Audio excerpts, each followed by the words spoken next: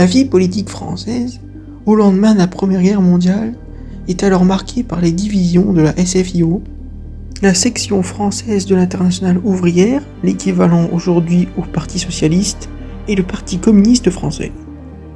Après l'adhésion d'une large majorité à la Troisième Internationale lors du congrès de Tours en décembre 1920, les anciens combattants sont actifs sur la scène politique et on les retrouve en grand nombre dans la Chambre élue, lorsqu'en 1919, au lendemain de la Grande Guerre, le Bloc national regroupant les partis de droite l'emporte lors des élections législatives qui se déroulèrent cette année-là.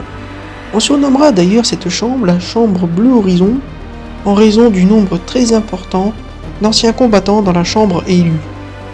Le Bloc national va alors diriger la France de 1919 à 1924 en s'appuyant sur la droite et les radicaux. La majorité parlementaire est en réalité plutôt de centre que de droite.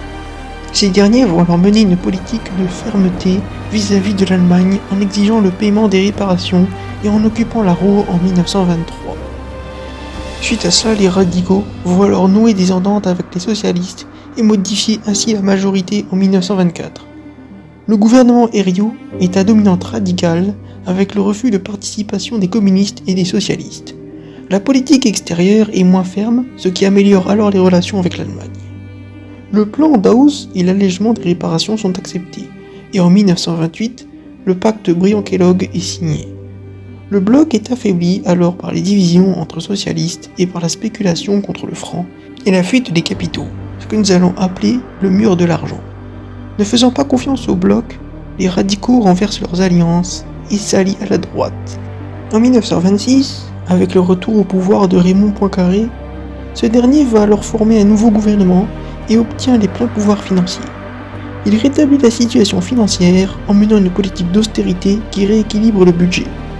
Le franc va alors se redresser et se stabilisera en 1928 après sa dévaluation des 4/5. Des mesures sociales importantes sont alors prises. En 1928, la droite gagne les élections législatives et peut maintenant gouverner sans l'appui des radicaux. La prospérité est de retour.